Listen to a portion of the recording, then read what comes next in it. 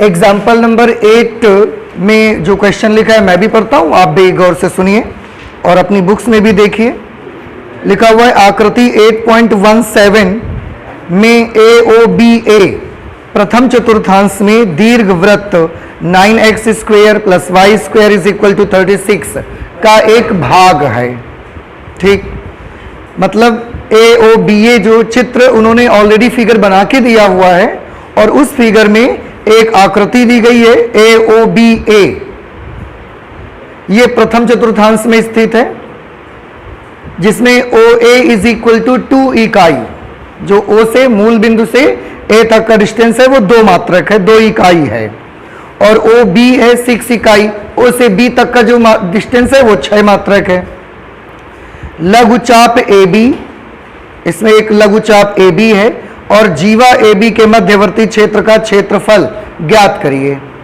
तो सबसे पहले क्योंकि फिगर ये बना के दिया गया है तो हम भी बना लेते हैं इसको। ठीक है, ये फिगर आपको आपके क्वेश्चन में दे रखा हुआ है। क्वेश्चन नंबर 8 में A के कोऑर्डिनेट्स दिए गए हैं 2,0, B के कोऑर्डिनेट्स दिए गए हैं 0,6। ठीक है, अब हम क्वेश्चन को एक बार फिर से पढ़ते हैं। देखिए जहां लास्ट में उन्होंने लिखा हुआ है लघुचाप AB एवं जीवा AB के मध्यवर्ती क्षेत्र का क्षेत्रफल। तो कहां है लघुचाप AB और कहां है जीवा AB, आप ध्यान से देखें। यहां पर A पॉइंट है और ये B पॉइंट है। आपको याद होगा कि जीवा एक रेखा को कहा जाता है। ठीक है, तो जीवा AB ये है बेटा जीवा AB जिसकी बात हो रही है, क्योंकि यही वो लाइन है। तो ये है जीवा AB और जिसकी बात हो रही है लघुचाप AB, तो वो लघुचाप AB कहाँ है? लघुचाप AB ये है, क्योंकि अगर इधर से आप लोगे ऐसा तो ये तो दीर्घ चाप है, मेजर आर्क है ये माइनर आर्क है। तो लघुचाप एक चाप ये है और एक चाप ये है AB। इसको भी आप चाप AB बोलेंगे, इसको भी आप चाप AB बोल सकते हैं, लेकिन फर्क इतना है कि ये वाली चाप बड़ी है साइज में तो दीर्घ चाप AB कहेंगे और इसको हम बोलेंगे लघु चाप AB। और ये जो स्ट्रेट लाइन A से B तक बनाई गई है ये जीवा AB होगी आपकी। तो ये स्ट्रेट लाइन जीवा AB है। मैं थोड़ा सा यहां लिख करके आपको क्लियर कर देता हूं, जीवा AB। और ये जो आप देख रहे हैं ये है लघु चाप AB। And according to question you have to find the area of the region which is bounded by जीवा AB एंड लघु चाप AB। जीवा को कॉर्ड कहेंगे, chord AB and minor arc AB। ठीक है, इन दोनों के बीच बाउंडेड एरिया आपको पता लगाना है। Means you have to find the area of this shaded portion. बस इसका एरिया आपको चाहिए। ठीक है, इसमें से कुछ क्वेश्चन में इक्वेशंस दी गई हैं, हम उनको जरा नोट कर लेते हैं। जैसे दीर्घवृत्त की इक्वेशन दी हुई है उन्होंने, दीर्घवृत्त को इलिप्स कहा जाता है। इलिप्स की इक्वेशन यहां पर मेरे पास है 9x square plus Y square is equal to 36। बाकी तो और कुछ ऐसा दिया नहीं है, तो ठीक है हम इसको ऐसा ही रहने देते हैं। ये इलिप्स मुझे दे दिया गया है, यहां जो ये पूरा इलिप्स बना हुआ है ये उसकी इक्वेशन है। ठीक है, अच्छा मुझे इतना एरिया चाहिए। अब इसको सभी ध्यान से देखें और आप भी अब समझ में आ रहा होगा इसका एरिया कैसे निकाल सकते हैं। अब मैं भी बताता हूं, आप गौर से देखिएगा। मैं एक रफ फिगर यहां पर बना लेता हूं। बेटा ऐसा ही तो फिगर बना हुआ है।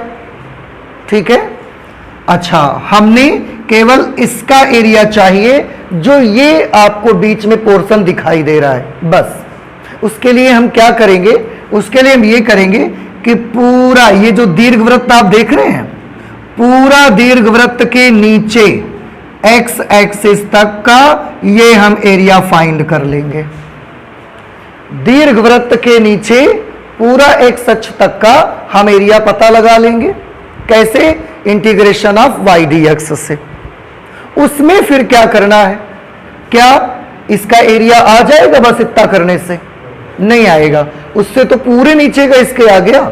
हमको तो सिर्फ उस शेडेड पोर्शन का चाहिए जो वहां शेड किया हुआ है हमने। उसके लिए मुझे क्या करना होगा? फिर इस रेखा के नीचे, ये जो लाइन आप देख रहे हैं, इसके नीचे का हम एक्स एक्सिस तक का एरिया निकालेंगे। वो कितना होगा? वो इतना हो जाएगा। लाइन के नीचे एक्स एक्सिस तक का एरिया निकालेंगे तो वो ये वाला हो जाएगा। उससे तो यही आएगा ना। और इसको हम हटा देंगे। फिर हटा देंगे मीन्स घटा देंगे, माइनस कर देंगे। अब हटा के देखिए, क्या हटाने से उस पोर्शन का आ जाएगा एरिया? देखिए, इतना बचेगा, उसका आ जाएगा एरिया। तो क्या करना है? कर्व के नीचे एक्स एक्सिस तक का पूरा एरिया निकालो, उसमें से फिर लाइन के नीचे एक्स एक्सिस तक का पूरा एरिया निकाल के माइनस कर दो, अपने आप बच जाएगा वो वाला पोर्शन। ठीक है, यही वर्किंग हमको करनी है। अब आप समझ गए। अब हम स्टार्ट करते हैं। इसमें क्योंकि ऑलरेडी उन्होंने फिगर बना के दिया हुआ है तो हमें कुछ ज़्यादा प्रॉब्लम नहीं है और आज ज़रूरत भी नहीं है इस एलिप्स की डिटेल निकालने की। हम पैराबोला, लाइन, एलिप्स इन सब की डिटेल्स निकालते ही क्यों हैं? सर्कल की निकालते हैं। क्यों निकालते हैं? क्योंकि हमें फिगर बनाना होता है। लेकिन आज ये जो क्वेश्चन नंबर हमारा एग्जाम्पल नंबर 8 है, ऑलरेडी हमें क्वेश्चन बना के उसका फिगर बना के दिया गया है। So we don't need to find out any detail about ellipse. तो मैं नहीं करूंगा उसको, अदरवाइज मुझे एलिप्स की डिटेल निकालनी पड़ती।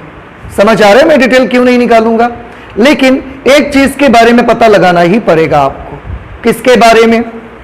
आप कर्व के नीचे एक्स एक्सिस तक का एरिया निकालेंगे, उसके लिए तो आपके पास ये इक्वेशन है।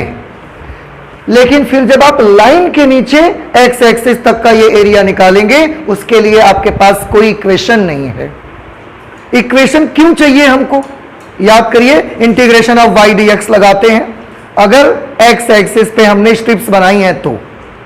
याद आ रहा है कुछ आपको? तो अगर हम वक्र के नीचे एक्स एक्सिस तक का निकालेंगे तो भी वाई डी एक्स लगेगा, और उस समय हमें वक्र से वाई निकालना पड़ेगा तो निकाल लेंगे क्योंकि वक्र की इक्वेशन हमारे पास है। लेकिन जब हम लाइन के नीचे एक्स अक्ष तक का एरिया निकालने जाएंगे उस समय भी हमको वाई डी एक्स फॉर्मूला लगाना है, और उस वक्त मुझे लाइन से वाई की वैल्यू निकालनी पड़ेगी, रेखा से। लेकिन हमारे पास तो रेखा की कोई इक्वेशन नहीं है, तो हम वाई की वैल्यू निकालेंगे कहां से? This is our problem. इसका मतलब है हमारे पास रेखा की इक्वेशन होनी ही चाहिए। अब रेखा की इक्वेशन कैसे होगी उसके बारे में केवल हम जानकारी हासिल करेंगे। जीवा ए बी का समीकरण हम ज्ञात करना चाहते हैं, और कैसे ज्ञात होगा जीवा ए बी का समीकरण? आप देख सकते हैं बेटा, ये है जीवा A B and this is a straight line and we have to find the equation of this straight line. क्या किसी के पास कोई आइडिया है कि इस स्ट्रेट लाइन की इक्वेशन हम कैसे ज्ञात कर सकते हैं? बताइए, कौन बता सकता है कि कैसे ज्ञात करें हम इस स्ट्रेट लाइन की समीकरण?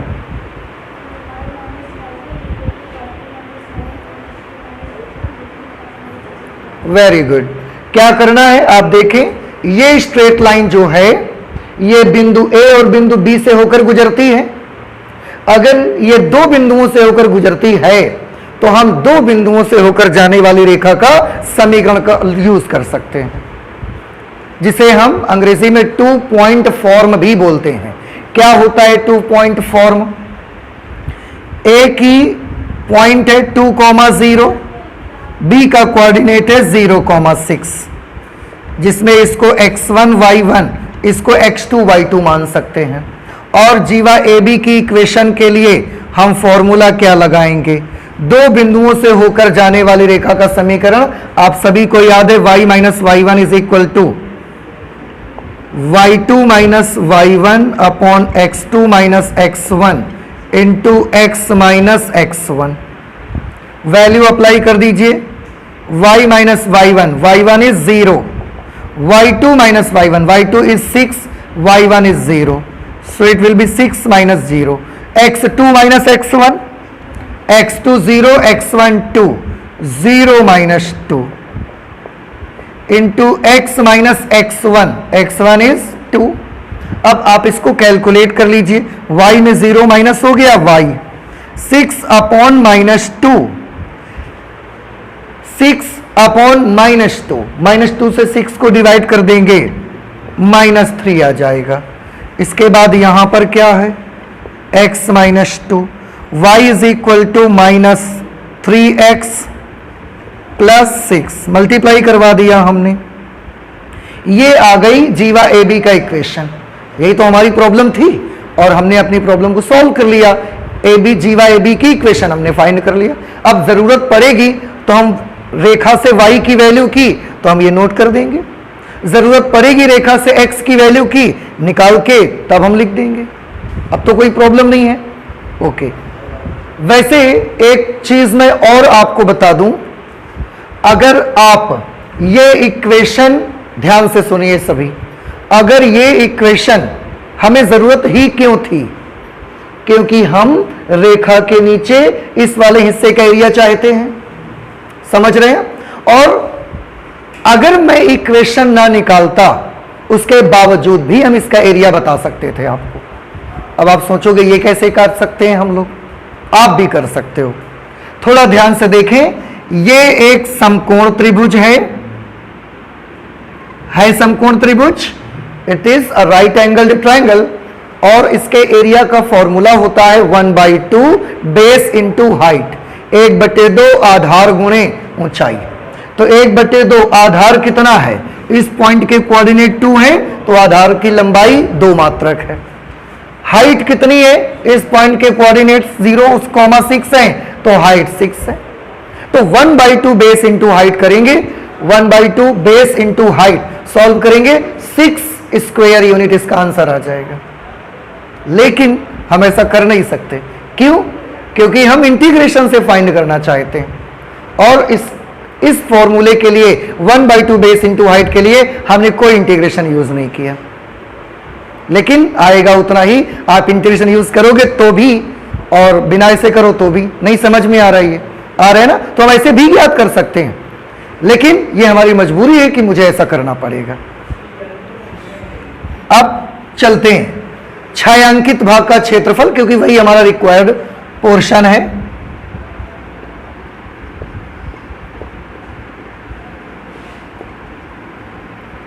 अभीष्ट क्षेत्र, इसमें क्या है हमारा अभीष्ट क्षेत्र है ए बी, इसको कुछ नाम रख देते हैं बेटा, सी नाम रख देते हैं। तो अभीष्ट क्षेत्र है हमारा आकृति, कौन सी आकृति, आकृति ए सी बी ए, ये आकृति हमारा अभीष्ट क्षेत्र है, ए सी बी ए, इसी का हमको क्षेत्रफल चाहिए।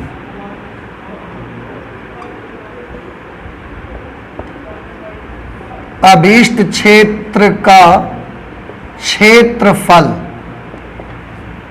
अभीष्ट क्षेत्र का क्षेत्रफल निकालना है। क्या तरकीब मैंने बताई है, सबसे पहले आप किसका एरिया निकालोगे, आकृति ओ ए सी बी ओ, इस पूरे का एरिया निकालेंगे आप। सबसे पहले आप करेंगे आकृति ओ ए सी बी ओ का क्षेत्रफल। ये आकृति आपको वहां दिख रही है, कहां है, ओ ए सी बी ओ, पूरा ये फिगर, इस पूरे का एरिया निकालने की बात हो रही है। और उसमें से माइनस करेंगे किस आकृति का एरिया, इसका एरिया माइनस करना है। और ये क्या है, ये तो त्रिभुज है, तो हम लिख सकते हैं त्रिभुज ओ ए बी का क्षेत्रफल, त्रिभुज ओ ए बी का क्षेत्रफल। ठीक, अभीष्ट क्षेत्र का क्षेत्रफल हम ए मान लेते हैं, आकृति ओ ए सी बी ओ का क्षेत्रफल, ओ ए सी बी ओ का क्षेत्रफल ये कर्व के नीचे का है। मैं ऊर्ध्वाधर इसमें पट्टियां बना लेता हूं ऐसे।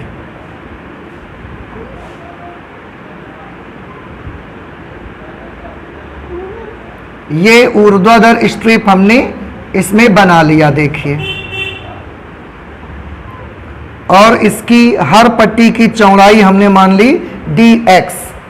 तो इस पूरे के नीचे x एक्सिस तक का एरिया निकालने का फॉर्मूला यहां लगेगा, integration of y into dx। अब मुझे एक बात और बता दीजिए, इस y की जगह पे हम वैल्यू कहां से लाएंगे? लाइन से वैल्यू लाएंगे y की, या इस कर्व से y की वैल्यू लाएंगे? कर्व से लाएंगे। क्यों?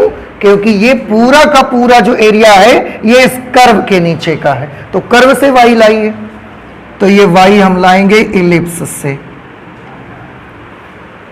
लिमिट्स कहां से कहां तक होंगी? तो आंसर है, आप देखें, क्योंकि dx लिखा है तो देखें कि x एक्सिस पे ये एरिया कहां से कहां तक विस्तारित है। x एक्सिस पे जब हमने चलना स्टार्ट किया तो ये OACBO पूरा एरिया यहां से शुरू हुआ है और यहां जाके खत्म, क्योंकि इसके आगे नहीं है और O के पीछे भी तो नहीं है कहीं पर।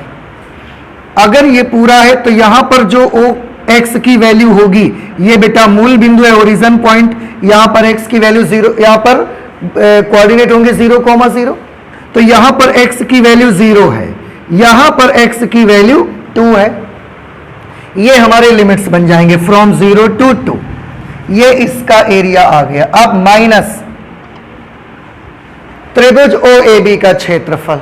त्रिभुज OAB का क्षेत्रफल ये है त्रिभुज OA और ये B, देखिए समकोण त्रिभुज है। तो मैंने अभी एक तरीका आपको और बताया, 1/2 बेस इंटू हाइट भी कर सकते हैं, लेकिन ऐसा करना नहीं है, हमको इंटीग्रेशन की हेल्प से ही करना है। और इसके लिए भी अगर मैं स्ट्रिप्स बनाऊंगा तो ऊर्ध्वाधर बना के ही सॉल्व करेंगे हम लोग। इसमें भी फॉर्मूला कौन सा लग जाएगा? y इंटू dx, ठीक है, ओके। ये y कहां से लाएंगे? कर्व से या लाइन से? कैसे पता लगाया आपने? क्योंकि ये क्षेत्रफल लाइन के नीचे का हम लोग ज्ञात कर रहे हैं, तो फिर लाइन से y निकालिए। तो ये y हम लाइन से लाएंगे। इसकी लिमिट्स क्या होंगी? तो देखिए कि त्रिभुज OAB x एक्सिस में चलिए कहां से कहां तक मिल रहा है। यहां से हमने चलना शुरू किया, त्रिभुज OAB स्टार्ट हुआ क्या? अभी नहीं, अब हो गया, अब हो गया। तो यहां से शुरुआत हुई, यहां पर x की जो वैल्यू होगी वो क्या होगी? लोअर लिमिट, और आगे चलिए खत्म। अब हाँ, तो यहां पर x की जो वैल्यू होगी वो अपर लिमिट बनेगी, और वो वैल्यू कितनी है? 2। So from 0 to 2। बस इजिली आपको इसे कैलकुलेट कर देना है। एलिप्स से y की वैल्यू निकालिए, यहां से y की वैल्यू निकालिए। मैं यहां पर निकाल के आपको दिखा देता हूं। इक्वेशन है हमारे पास 9x square plus Y square is equal to 36, Y square is equal to 36 minus 9x square. यहां से आप चाहें तो 9 कॉमन कर सकते हैं, यहां पर बच जाएगा 4 माइनस एक्स स्क्वायर। तो y की वैल्यू कितनी आएगी? स्क्वायर रूट लेना पड़ेगा, 9 का स्क्वायर रूट प्लस माइनस 3 और under root 4 minus X square, ये y की वैल्यू आ गई। लेकिन प्लस माइनस दो वैल्यूज आई हैं, आप कौन सी यूज करना चाहेंगे, प्लस वाली या माइनस वाली? क्यों प्लस यूज करेंगे आप प्लस इसलिए यूज करेंगे क्योंकि ये जो भी एरिया है ये सब एक्स एक्सिस के ऊपर है, और एक्स एक्सिस के ऊपर का फंक्शन पॉजिटिव होता है, तो नेगेटिव हम यूज नहीं करेंगे। इंट्रोडक्शन में हमने बताया है, आप वहां से देख सकते हैं। तो y की वैल्यू इलिप्स से कितनी आ गई? +3। 3 इज ए कांस्टेंट टर्म, तो हम बाहर कर लेते हैं। Under root 4 minus X square, ये y की जगह dx from 0 to 2 minus line से y की वैल्यू देखिए। आप चाहें तो बेटा इसमें भी y कॉमन कर सकते हैं, -3 अगर आप कॉमन कर लेंगे तो अंदर क्या रह जाएगा? x -2, ठीक है। y की ये वैल्यू हम लिख देंगे, और क्योंकि मुझे -3 लिखना है, -3 लिखेंगे तो वो माइनस इस माइनस को क्या कर देगा, प्लस, और 3 भी लिख दो। अंदर में क्या आएगा, x minus 2 dx from 0 to 2। Solve कर लीजिए और इसे 3, इसका बेटा बहुत बार आप कर चुके हैं, इस 4 को हम लिख सकते हैं 2 स्क्वायर। अब यहां फॉर्मूला लग जाएगा integration of under root a square minus X square. बहुत बार हम पिछले सवालों में लगा चुके हैं, अधिकतर क्वेश्चंस में ये फॉर्मूला लग रहा है। तो इसका फॉर्मूला क्या होता है, x by 2 under root a square minus X square 4 minus X square plus a square by 2। 2 square means 4 by 2 into sine inverse x upon a, sine inverse x upon 2 from 0 to 2। ये 3 लिखा, इसका हमने formula apply कर दिया। आगे चले तो ये +3 मिला मुझे, और x माइनस 2 का इंटीग्रल, x का इंटीग्रल क्या होगा, एक्स स्क्वायर बाई 2 माइनस 2 तो कांस्टेंट टर्म है, इसका इंटीग्रल क्या होगा 2x फ्रॉम 0 to 2। जैसे मैंने पूछा कि 2 का इंटीग्रल क्या होगा, तो 2 तो कांस्टेंट है ना, आप इसको बाहर ले लेंगे, अंदर में कौन बचेगा, और dx का इंटीग्रल क्या होता है, इसलिए तो मैंने 2x लिख दिया है। यहाँ पे लिमिट अप्लाई करनी है अभी हमको, तो लिमिट अप्लाई कर दें आप, a इज इक्वल टू 3। सबसे पहले जहां भी x है वहां अपर लिमिट 2 लिखना है मुझे, x की जगह 2 लेना है, तो 2/2 अंडर रूट 4 माइनस इस x की जगह भी तो 2 लेना है सबसे पहले, बेटा 2 लिख के स्क्वायर करिए, क्या मिलेगा 4 प्लस 4/2 साइन इनवर्स x की जगह 2 लिखना है, तो 2/2 करेंगे तो क्या हो जाएगा 1 हो जाएगा। हमने अपर लिमिट तो यूज कर ली, अब माइनस लगाएंगे, जहां जहां भी x है उन सब जगहों पर अब हमको लोअर लिमिट लिखनी है 0, तो 0/2 करेंगे भैया, क्या मिलेगा, थोड़ा सा देख ले, 0/2 किया 0 हो गया, उस 0 को इससे मल्टीप्लाई करा दिया, ये भी 0 हो गया, ये फर्स्ट टर्म ही पूरा 0 हो गया, प्लस 4/2 साइन इनवर्स x की जगह पे 0/2 किया हमने। अब 2 का 0 में डिवाइड करेंगे तो 0 ही तो आएगा, और ब्रैकेट बंद कर दिया हमने, लिमिट इसमें अप्लाई हो गई। अब उस पर अप्लाई करिए चल के, तो +3 लिख दिया हमने। सबसे पहले जहां जहां भी x है अपर लिमिट 2 लिखिए, बेटा यहां 2 लिखेंगे, 2 का स्क्वायर करेंगे 4/2 माइनस यहां पर जब 2 लिखेंगे तो 2 2s are 4 माइनस, अब इसी में लोअर लिमिट 0 लिखेंगे, तो 0 यहां लिखेंगे, 0 का स्क्वायर 0/2 0, यहां 0 लिखोगे तो ये भी 0, मतलब लोअर लिमिट लिखने से ये पूरा का पूरा ही 0 हो जाएगा, 0 माइनस 0 ऐसा, ठीक है, ओके। अब इसको सॉल्व करिए, थोड़ा ध्यान से देखें, 4 से ये 4 कैंसिल हो गया, +4 -4 कैंसिल हुआ, 0 हुआ, उस 0 को यहां मल्टीप्लाई करा दें, 0, ये पूरा टर्म 0 हो गया,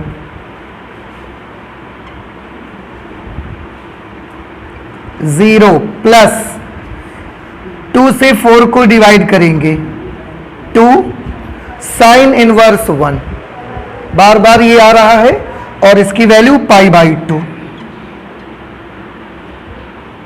माइनस, ये तो लिखना नहीं है हमको, इससे इसको कैंसिल करोगे 2 आएगा, और साइन इनवर्स 0 की वैल्यू, तो ये भी 0 हो जाएगा, ब्रैकेट क्लोज कर दिया हमने, प्लस लिखा 3, इसको देखिए, ये 2 से 4 कैंसिल होगा 2 टाइम्स में, अंदर क्या रह जाएगा 3 तो हमने लिख दिया बाहर, ये 2 - 4 हो गया, 2 - 4 कितना हुआ -2, और तो सारी चीजें 0 हैं, इसको हम यहीं और कैलकुलेट कर देते हैं।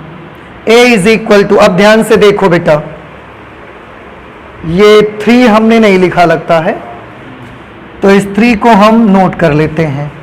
बेटा ये 0 है, ये भी 0 है, यहां पर 2 से 2 कैंसिल हो चुका, 3 को केवल पाई से मल्टीप्लाई हो जाएगा, तो ये हो जाएगा 3 पाई। आगे 3 को -2 से मल्टीप्लाई हो जाएगा, -6। इस तरह से यही आपके उस रिक्वायर्ड रीजन का एरिया आ जाएगा और वर्ग इकाई। तो कितना क्षेत्रफल आया? 3 पाई -6 स्क्वायर यूनिट, 3 पाई -6 वर्ग इकाई। समझ नहीं आया आपको? आ गया? ठीक है, आप नोट कर लीजिए इसको। एग्जाम्पल नंबर 9 में जो लिखा हुआ है हम पढ़ रहे हैं, आप भी अपनी बुक्स में देखिए। लिखा है समाकलन का उपयोग करते हुए एक ऐसे त्रिभुज का क्षेत्रफल ज्ञात करिए। आपको करना क्या है? त्रिभुज का क्षेत्रफल ज्ञात करना है। उपयोग किसका करना है उसके लिए? समाकलन का। आपको ऐसा कोई भी फॉर्मूला 1/2 बेस इंटू हाइट नहीं लगाना। जिसके शीर्ष हैं 1, 0, 2, 2, 3, 3, हम त्रिभुज के शीर्ष लिख लेते हैं।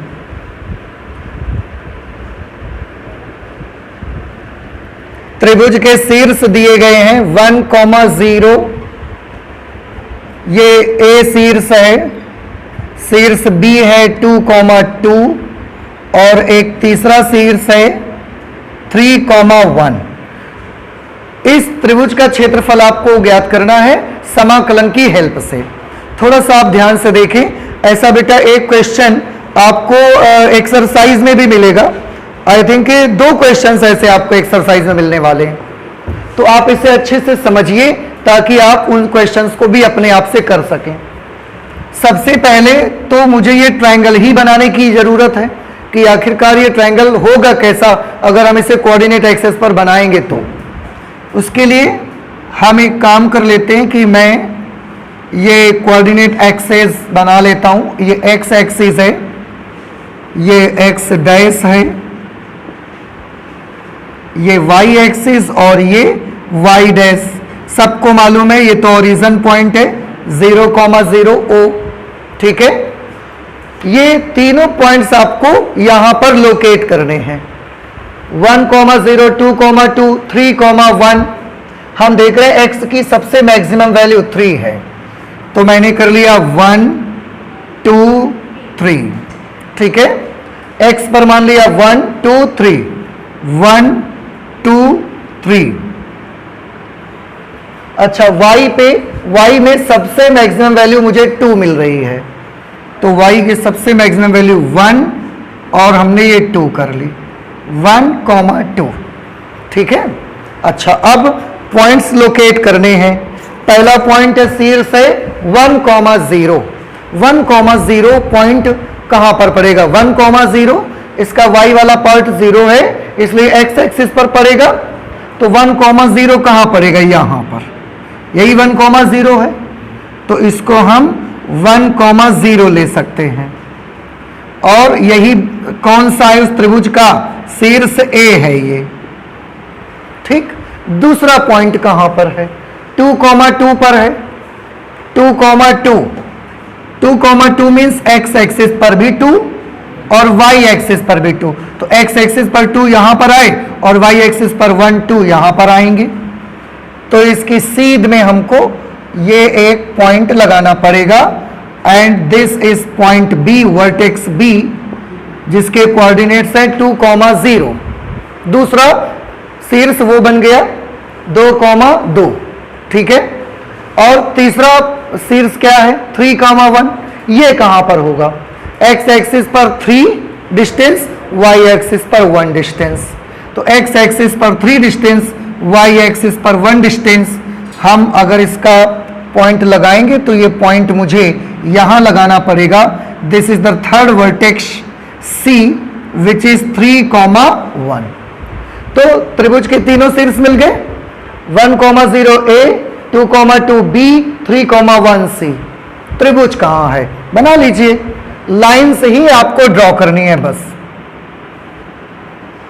ऐसे ये त्रिभुज की एक भुजा हो गई ए बी, ये ट्रायंगल की दूसरी साइड हो जाएगी बी सी, और जो ट्रायंगल है हमारा उसकी थर्ड साइड ये होगी सी ए, ये तीसरी साइड आ गई, बन गया त्रिभुज।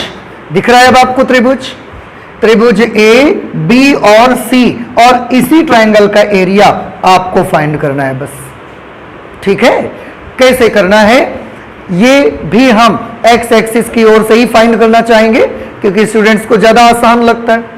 उसके लिए इस पॉइंट से एक्स एक्सिस पर एक परपेंडिकुलर ड्रॉप करेंगे, वो लंब यहां पर आकर के पड़ेगा, यहां से भी एक परपेंडिकुलर ड्रॉप करेंगे हम, वो कहां पर आएगा, सीधे 2 पर आएगा, लेफ्ट आएगा या राइट में आएगा? अरे 2,2 है तो 2 पर ही आना चाहिए इसको। अगर लेफ्ट या राइट में आ गया इसका मतलब हमसे फिगर बनाने में मिस्टेक हो गई, 2 पर ही आना चाहिए इस परपेंडिकुलर को भी। तो थोड़ा बहुत इधर हो सकता है, आप अपने अकॉर्डिंग बनाइएगा सही से। ये हमने एक लंब डाल दिया इस पर, ठीक है। अच्छा, अब एरिया हमको तो फाइंड करना है। और एक चीज, एरिया फाइंड करने के लिए क्या करना होगा, अभीष्ट क्षेत्र, पहले तो मैं इस पे छायांकित कर देता हूं कि अभीष्ट क्षेत्र है कौन सा। ये है, देखिए बेटा,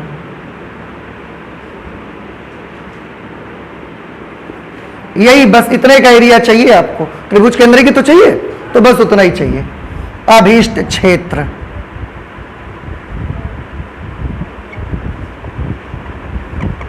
त्रिभुज ए बी सी, यही हमारा अभीष्ट रीजन है, रिक्वायर्ड रीजन है यही हमारा, और इसी का एरिया हमको फाइंड करना है। अब मैं आपको तरीका बताता हूं, आप ज्ञात कैसे करिए, थोड़ा ध्यान से सभी स्टूडेंट समझे। सबसे पहले हम एक काम करेंगे, हम पूरा ए बी इनके कुछ नाम रख देते हैं और हम इनको भी कोऑर्डिनेट्स की फॉर्म में ही लिख देते हैं पॉइंट्स को। ए बी सी, इसका नाम हम रख लेते हैं डी, और इस पॉइंट को हम मान लेते हैं ई, ऐसा। तो हमने क्या करना है, सबसे पहले इस त्रिभुज का एरिया निकालना है। हम त्रिभुज ए बी ई का एरिया निकालेंगे, ध्यान से देखिएगा। त्रिभुज ए बी और ये पूरा यहां नीचे तक, तो कितने का एरिया निकल आएगा, इस त्रिभुज ए बी ई का एरिया पूरा आ जाएगा, इतने का पूरे का आ जाएगा, उसमें ये भी शामिल हो जाएगा।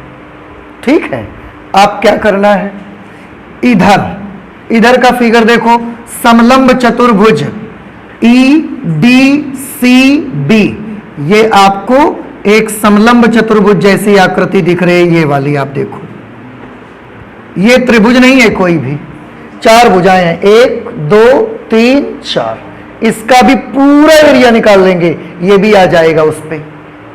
ठीक, तो क्या आ गया क्षेत्रफल, जोड़ देंगे फिर उसको आ जाएगा, नहीं आएगा, क्योंकि उसमें तो ये वाली चीजें भी शामिल हो गई हैं, जबकि हमको शामिल नहीं करना। तो अगर कोई चीज शामिल हो गई है और आप उसको शामिल नहीं करना चाहते हो तो आप उतने का एरिया हटा दो, और हटा दो मतलब क्या कर दो, घटा दो। तो कितने का एरिया घटा देंगे फिर बाद में, इस वाले ट्रायंगल का एरिया हम उसके बाद उसमें से माइनस कर देंगे, ये जो नीचे ट्रायंगल आपको दिख रहा है। कुछ बात समझ में आई, इसको हम लिखते हैं। अच्छा, फिर आप देखिए, अभीष्ट क्षेत्र का क्षेत्रफल हम यहां पर लिख लेते हैं, क्योंकि अभी आप जानते हैं इन लाइंस की बेटा इक्वेशंस भी आपको निकालने पड़ेंगे। चलो यहीं लिख दीजिए,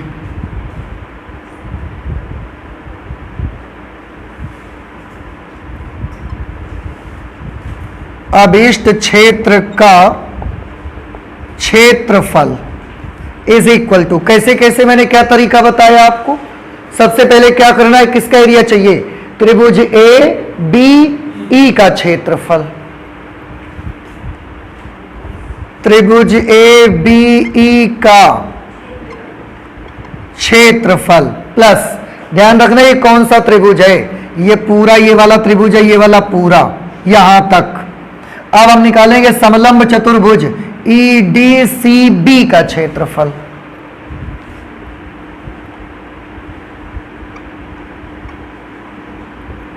समलंब चतुर्भुज EDCB का क्षेत्रफल, और इन दो को आपस में क्या कर देंगे, प्लस। तो जब हम ABE निकालेंगे और फिर EDCB निकालेंगे और इन दोनों को जोड़ देंगे तो ये पूरा आ जाएगा नीचे तलक। मुझे ये वाला एरिया माइनस करना है इसमें, तो त्रिभुज ACD का एरिया हम माइनस कर देंगे, माइनस त्रिभुज ADC का क्षेत्रफल। अब बताइए ये समझ में आया आपको कि नहीं आया? आ गया समझ में? देखो मैं फिर से आपको क्लियर कर दूं बेटा, आप इसको अच्छे से समझ लो। ऐसा त्रिभुज है, यहां फिर ऐसे लाइन खींची हुई है, हमने ऐसा एक परपेंडिकुलर ड्रॉप किया है, ऐसा एक परपेंडिकुलर ड्रॉप किया है। हमने आपको क्या बताया कि पहले इस पूरे ट्रायंगल का निकालो, इसका।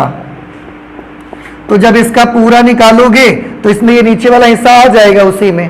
देखो लिखा है ना ABE का क्षेत्रफल, ABE का क्षेत्रफल। उसके बाद ये समलंब चतुर्भुज है, इसका क्षेत्रफल पूरा निकालोगे तो केवल इतना ही थोड़ा आएगा, पूरे का निकाल रहे हो आप तो पूरा ये वाला हिस्सा भी उसमें आ जाएगा। क्या इतना एरिया आपको चाहिए? आंसर है इतना तो नहीं चाहिए हमको, हमको तो सिर्फ ये वाला चाहिए, इतना ऊपर वाला बस। उसके लिए फिर क्या करो, ये वाला हटाओ। तो ये क्या है? ये तो एक ट्रायंगल है। वैसे ध्यान से देखा जाए तो ये एक समकोण त्रिभुज है, और इस समकोण त्रिभुज का क्षेत्रफल इसमें से आपको क्या करना रहेगा, हटाना पड़ेगा। तो जैसे ही आप इसको हटा दोगे उसमें फिर पूरा ये करने के बाद जब ये वाला हटा देंगे आप, माइनस कर देंगे, अब आप देखिए त्रिभुज बचेगा वो वाला। आगे आप समझ में? अब कैलकुलेट करना स्टार्ट करेंगे, लेकिन अभी हम ये नहीं कर सकते, अभी मुझे रुकना पड़ेगा, क्योंकि इसको करने के लिए मुझे इन सभी लाइंस की इक्वेशंस चाहिए और वो मेरे पास अभी नहीं है। तो इनकी इक्वेशंस पहले निकालो आप, और उसके बाद ही आप कुछ कर सकते हो। सबसे पहले हम निकालना चाहते हैं भुजा AB का समीकरण। त्रिभुज की भुजा है ना, तो भुजा AB का समीकरण। AB के समीकरण में A और B बिंदुओं का इस्तेमाल किया जाएगा। A पॉइंट के कोऑर्डिनेट है 1,0 और B पॉइंट के कोऑर्डिनेट्स हैं 2,2। फिर से अगर इसका इक्वेशन चाहिए तो दो बिंदुओं से जाने वाली रेखा का समीकरण लगाओ। ये x1 y1, ये x2 y2। फॉर्मूला यूज करेंगे, y minus y1 is equal to y2 minus y1 upon x2 minus x1 into x minus x1। सारी वैल्यूज लिखिए, कैलकुलेट कर लीजिए। y माइनस y1 की जगह पर 0, y2 minus y1, 2 minus 0, 2 minus 0 करेंगे कितना आएगा 2, और यहां y माइनस 0 करेंगे कितना बनेगा y। थोड़ा सा हम जल्दी से कर रहे हैं, आप इसको समझ लीजिए। x2 minus x1, x2 minus x1, 2 minus 1 करेंगे 1 आ जाएगा, x माइनस x1 1। इक्वेशन क्या आई, y इज इक्वल टू 1 से 2 को डिवाइड करेंगे 2 से इसको मल्टीप्लाई कर दो, या आप ऐसा ही बना रहने दीजिए। ये किसकी इक्वेशन आ गई, AB का समीकरण आ गया। ऐसे ही भुजा BC का समीकरण निकालिए जरा। भुजा BC का समीकरण, भुजा BC के समीकरण के लिए कौन कौन से बिंदुओं का इस्तेमाल होगा, B और C का, क्योंकि आप BC की इक्वेशन चाहते हो।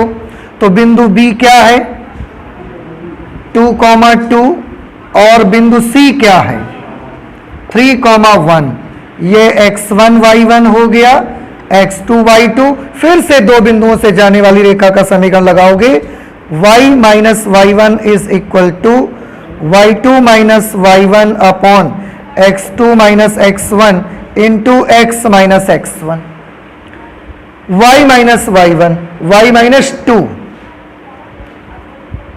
Is equal to y2 minus y1, y2 minus y1, 1 minus 2 करेंगे तो -1 हो जाएगा upon x2 minus x1, 3 minus 2 करेंगे तो 1 into x minus x1, x1 की जगह पर 2, और फिर आप देखें तो y इज इक्वल टू, बेटा ये -1 आएगा यहां पर, -1 को इससे मल्टीप्लाई कर देंगे तो ये कितना हो जाएगा -x + 2, वेरी गुड, क्योंकि -1 का गुणा करेंगे निशान बदल जाएगा, और यहां से ये 2 उधर चला जाएगा तो ये -2 है, उधर जाके कैसा हो जाएगा +2, तो y की वैल्यू इसमें कितनी आ गई -x + 4, ये y की वैल्यू आ गई। भुजा BC की इक्वेशन यहां से मिल जाएगी। अभी एक इक्वेशन और बची, भुजा CA का समीकरण भी मुझको चाहिए, तो भुजा CA का समीकरण, जब आप त्रिभुज की साइड CA की इक्वेशन निकालने जाओगे आपको C की जरूरत पड़ेगी। C है 3,1, आपको एक वाले पॉइंट की जरूरत पड़ेगी 1,0, और इसको आप x1 y1 कर लो, इन्हें आप x2 y2 कर लो, और क्योंकि फिर से दो बिंदुओं से जाने वाली रेखा का समीकरण चाहिए, C से और A से जाने वाली, तो इसके लिए फिर से हम वही इक्वेशन यूज करेंगे, y minus y1 is equal to y2 minus y1 upon x2 minus x1 into x minus x1, ठीक है। x1 y1 ये सारी वैल्यूज लिख दीजिए, y माइनस y1, y1 की जगह पर 1, y2 माइनस y1 करेंगे 0 माइनस 1 करेंगे तो -1, x2 माइनस x1 करेंगे तो 1 minus 3 minus 2 into x minus x1 की जगह पर 3, ये y माइनस 1 इससे डिवाइड करेंगे तो 1/2 ही रहेगा वो, तो 1/2, या आप मल्टीप्लाई करवा दो तो 1/2 को x से करोगे तो x/2, या इसको हम 1/2x ही लिखा रहने देते हैं, 1/2x, इसको -3 से मल्टीप्लाई करोगे तो -3/2, और ये 1 निगेटिव है, उधर आके ये भी कैसा हो जाएगा, हाँ, तो इधर केवल y बचेगा, ये 1 इधर आके पॉजिटिव हो जाएगा। Then y is equal to 1/2x, और -3/2 में 1 ऐड हो जाएगा। आप जोड़ना जानते हैं LCM लेके, इट इज -1/2, बड़ा सिंपल है। 3/2 is 1.5 and this is 1, so -1.5 + 1 is 0.5 negative, and 0.5 1/2। अगर मैं और आपकी भाषा में बात करूं तो 3/2 1.5, माइनस का 1.5 प्लस का 1, -1.5 + 1 माइनस आधा बचेगा, तो माइनस आधा बच गया, ठीक है। ओके, LCM से भी कर सकते हो, जैसे आपकी मर्जी वैसे आप कर लो। अब तो हमने तीनों के इक्वेशंस पता लगा लिए, अभी फिर से यहां पर आ जाते हैं। Let this is equation number 1। अब हम इस पे आ जाते हैं, समीकरण 1 से अभीष्ट क्षेत्र का क्षेत्रफल, अभीष्ट क्षेत्र का क्षेत्रफल हम A मान लेते हैं, ठीक है। नहीं समझ आया? त्रिभुज ABE का क्षेत्रफल निकालना तो सबको इंटीग्रेशन से ही है। त्रिभुज ABE, ABE ये त्रिभुज, इसका एरिया निकालने के लिए हम इसमें ऐसा ऊर्ध्वाधर पट्टियां बना लेते हैं, ऐसा ऊर्ध्वाधर पट्टियां बना लिया। ABE का एरिया चाहिए ना पूरा, ये आपको चाहिए, ये पूरा, ठीक है। अच्छा, कैसे निकालेंगे?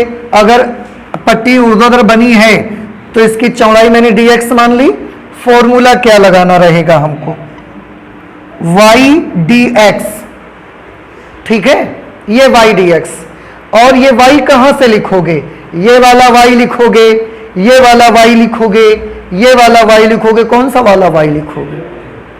वेरी गुड, क्योंकि ये जो एरिया है बेटा, ये रेखा AB के नीचे का है। देखो भुजा AB के नीचे का है, तो भुजा AB से जो y मिलेगा वो यहां लिखना है आपको। समझ नहीं आया आपको? आ गया?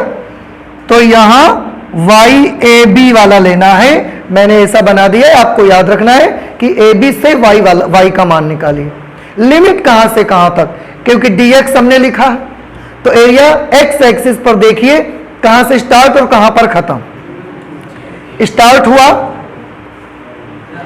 अब स्टार्ट हुआ, अब स्टार्ट हुआ, हो गया। तो यहां पर x की वैल्यू कितनी है? 1। ये लोअर लिमिट बन गई। चलते जाइए x एक्सिस पे, एरिया खत्म, फिनिश। अब यहां खत्म हो चुका है, क्योंकि बस इतना ही तो चाहते हैं हम। अगर यहां खत्म हो गया तो यहां x की वैल्यू कितनी है? तो ये अपर लिमिट हो गई, हो गया। ये AB का एरिया यहां से आ जाएगा। उसके बाद पॉजिटिव साइन लगा देंगे हम। समलंब चतुर्भुज EDCB कहां है? ढूंढो।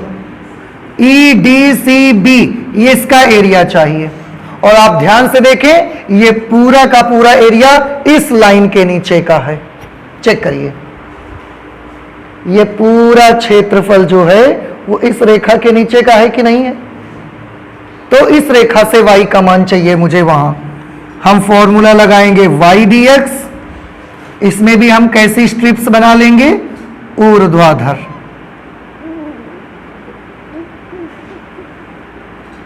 चौड़ाई dx मैंने मान लिया, तो y dx।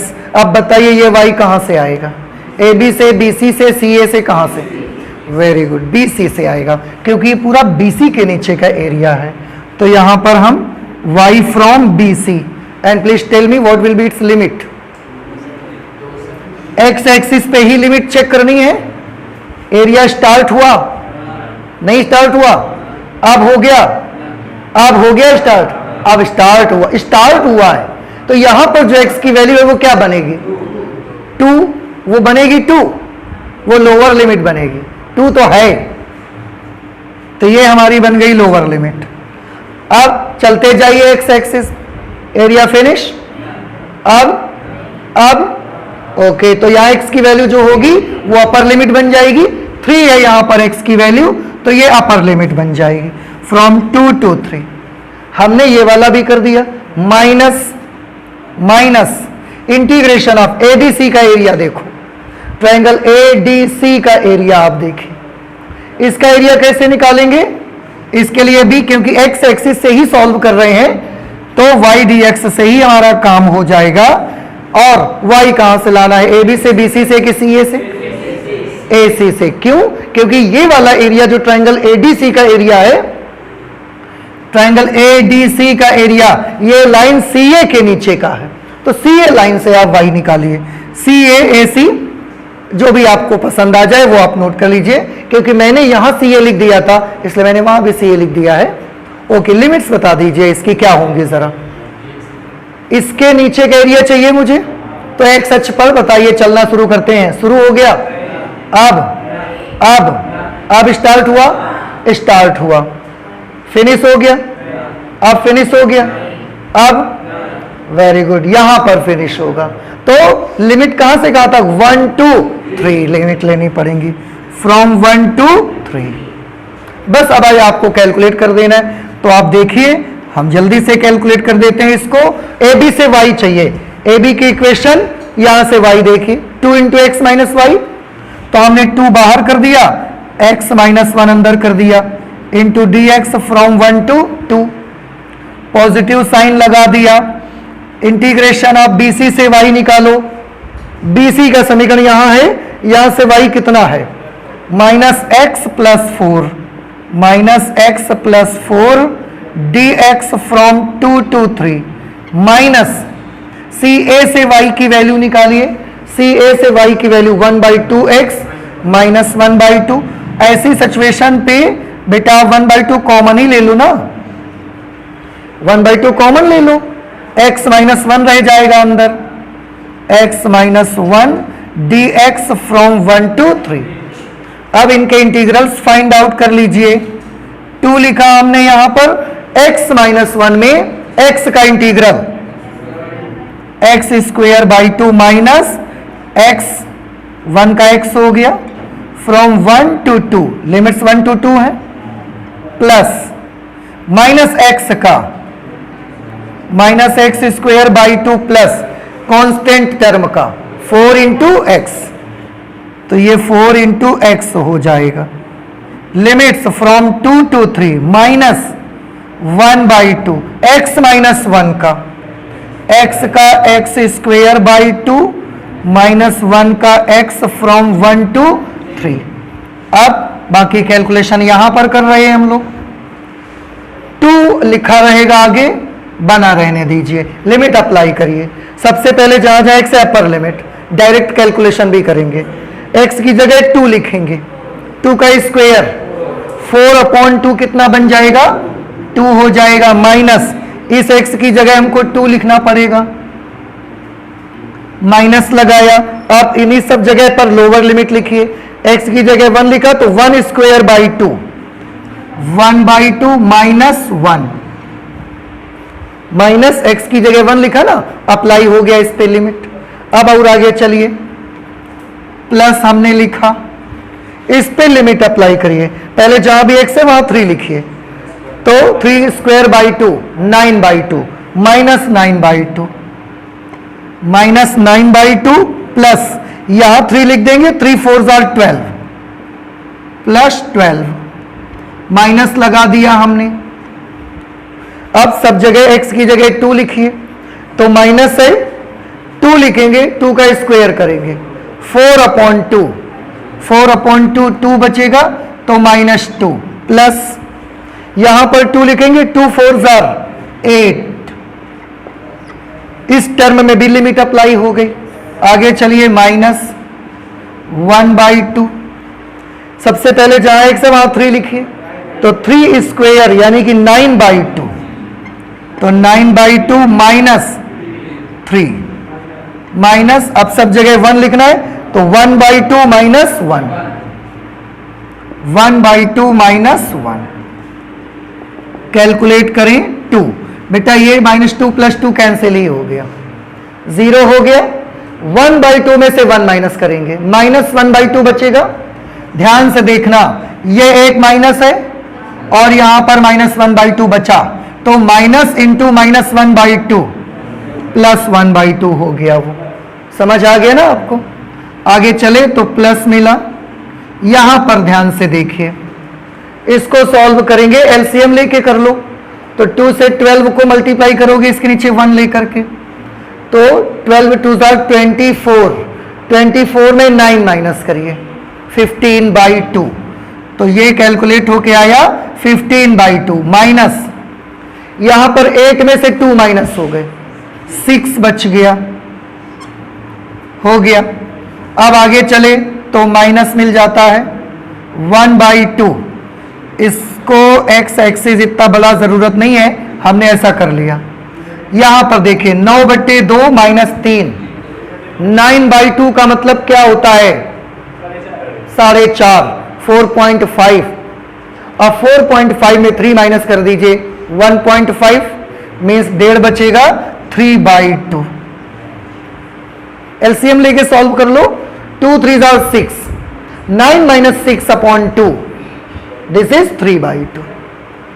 माइनस लगा दिया, 1/2 माइनस 1, दिस इज -1/2, -1/2 को माइनस से मल्टीप्लाई करेंगे, प्लस 1/2।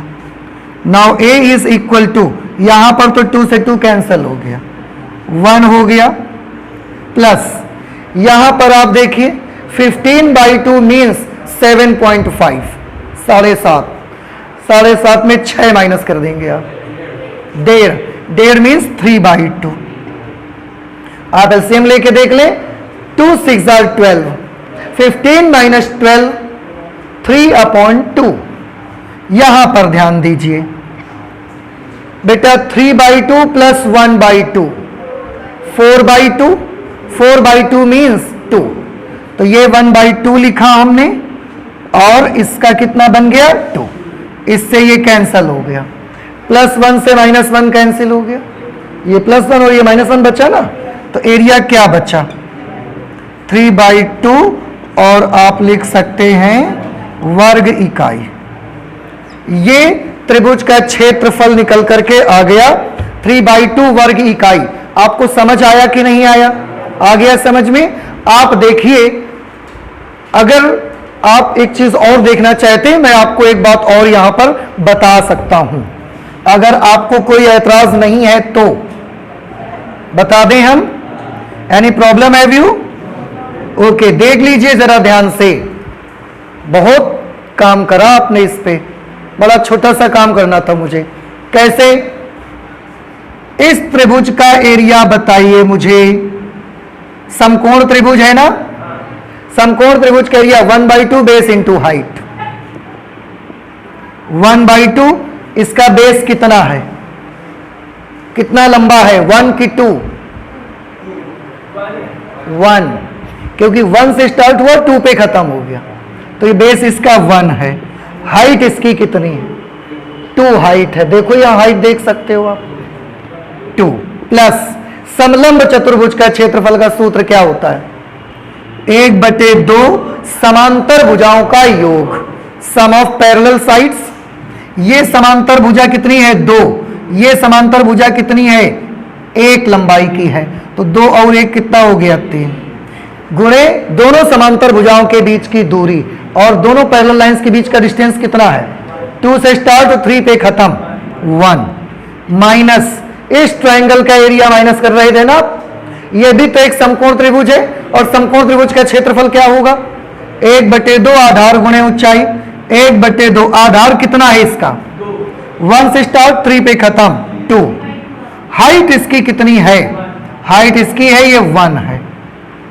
अब ध्यान से देखिए, 2 से 2 कैंसिल, 1 यहां पर प्लस 3/2 माइनस 2 से 2 कैंसिल, 1 से 1 cancel, answer will be 3/2 square unit. But ये हमारी मजबूरी थी कि हमको समाकलन का प्रयोग करना था, अदरवाइज क्वेश्चन कोई बड़ा नहीं था। और एक चीज और देखें, वही स्टेप लास्ट में बनी है, 1 + 3/2 - 1, 1 + 3/2 - 1। देख रहे हैं आप, 1 से 1 कैंसिल हो गया, 3/2 हमारा आंसर आ गया। अभी आपको कोई प्रॉब्लम है समझने में इसको? हर तरह से तो हमने बताया आपको। क्लियर? तो एक्सरसाइज में भी ऐसे 2 क्वेश्चंस हैं, आप उनको कैलकुलेट करिए अपने आप से, ताकि आपकी प्रैक्टिस हो जाए। तो मैथमेटिक्स में आज हम इतना ही रखेंगे, आगे और पढ़ाई करेंगे नेक्स्ट क्लास पे। Thank you.